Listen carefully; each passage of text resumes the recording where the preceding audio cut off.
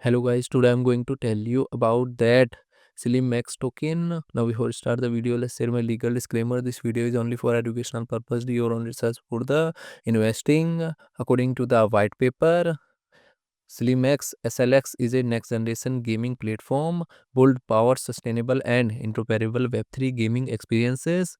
It serves as the core utility token of Slime Miner, a flagship Web3 idle mining RPG that blends Web2 and Web3 ownership.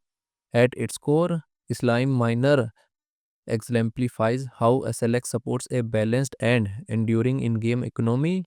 Within just 6 months of launch, the game attacked over 22 million users by prioritizing fun, progression, and fair competition with tokens and NFTs added to enhance not replace gameplay through activities like mining, equipment upgrades, and guild wars.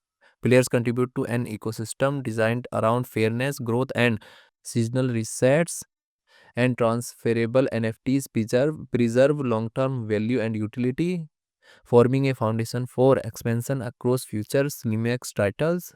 SLIMEX token total supply is 10 billion and circulating supply is around 1.73 billion SLX token.